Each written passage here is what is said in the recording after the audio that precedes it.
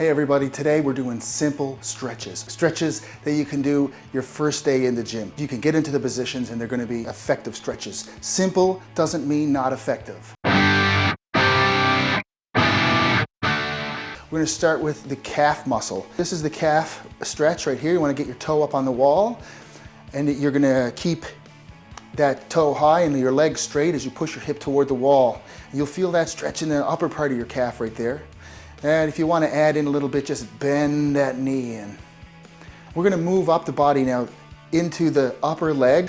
So how do you get a good stretch? Really simple. It's called a leg up stretch. You get something that you can actually get your leg up on, and then you allow the leg to be straight. It's as simple as that. You could also have some wall here for support or the back of a couch or anything. You get your leg up. In order to make that even more, I'll just turn out and I get the stretch to come inside the leg here into the groin. This is too advanced. You just get your leg lower. For a real simple stretch for the front of the leg, the quadricep, you're going to put your leg up again, but out behind you this time. Your lace is on a chair and you're going to pull through and feel that stretch in the front of that leg and up into the hips. Again, you can have a wall for support or a stick for support. Great stretch for the quad. Now we're going to move to the upper body stretches. Okay, it doesn't get any simpler than this. We're going to do an entire upper body stretch in a door frame. The first stretch is a capital A, just like this with palms out. You're going to get in the door, hands on here, and stretch. So remember, with the stretch, you're trying to relax the chain. In this case, your chest, your biceps, down the arms and shoulders.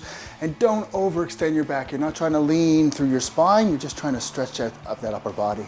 Next is the T stretch. So you want to come into a capital T position.